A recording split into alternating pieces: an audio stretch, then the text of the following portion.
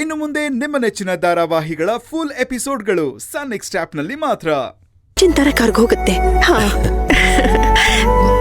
ಪೂಜಾ, ಇನ್ಮೇಲಾದ್ರೂ ಸ್ವಲ್ಪ ಧೈರ್ಯವಾಗಿರೆ. ನನ್ಗಂತೂ ತುಂಬಾ ಭಯ ಇತ್ತು, ಆದ್ರೆ ಇವಾಗ ಧೈರ್ಯ ಇದೆ. ಭಾವ ನಿಜವಾಗ್ಲೂ ನನ್ ಗಂಡನ ಜೈಲಲ್ಲಿ ಕುಳಿಯಕ್ ಬಿಡಲ್ಲ. ಕರ್ಕೊಂಡ್ ಬಂದೇ ಬರ್ತಾರೇನೋ ಭರವಸೆ ಬಂದಿದೆ. ನನ್ ಸೀಮಂತಕ್ಕೆ ಬೇಕಾದ ಬ್ಲೌಸು ಸೀರೆ ಎಲ್ಲ ರೆಡಿ ಮಾಡ್ಕೋತೀನಿ. ಅಶ್ವಿನ್ಗೆ ಧೋತಿ ಸೆಟ್ ಪಂಚೆ ಎಲ್ಲ ತಗೊಂಡ್ ಬರ್ತೀನಿ. ಇವತ್ ಸಂಜೆನೆ ಒಂದ್ ರೌಂಡ್ ಶಾಪಿಂಗ್ ಹೋಗ್ಬೇಕು ನಾನು.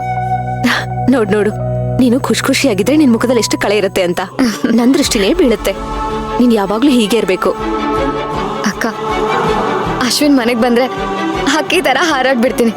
ಅದಕ್ಕೆ ತುಂಬಾ ದಿನ ಕಾಯ್ಬೇಕಾಗಿಲ್ಲ ಪೂಜಾ, ಅದು ಇಷ್ಟರಲ್ಲೇ ಆಗತ್ತೆ. ನೋಡ್ತಾ ಇರು, ಅಶ್ವಿನ್ ನಿನ್ನು ಆರತಿ ಮಾಡಿ ಒಳಗೆ ಕರ್ಕೋತೀವಿ.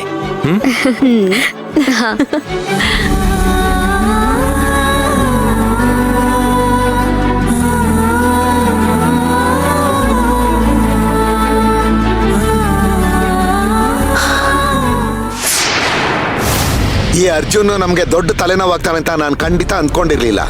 ಹೇಗೇಗೋ ಮಾಡಿ ನಮ್ ಸಬ್ ಇನ್ಸ್ಪೆಕ್ಟರ್ನ ಸಸ್ಪೆಂಡ್ ಮಾಡಿಸ್ಬಿಟ್ಟ. ಅವನೊಬ್ಬ ಇಡಿಯಟ್ ಫೆಲೋ.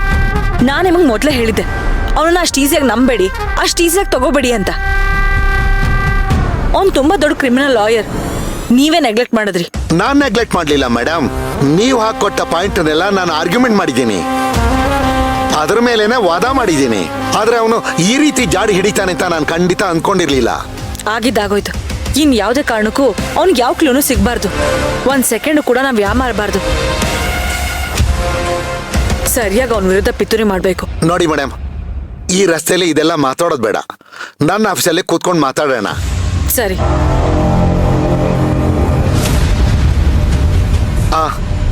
ಇಲ್ಲೇ ಸೈಡಲ್ಲಿ ನಿಲ್ಸಿ.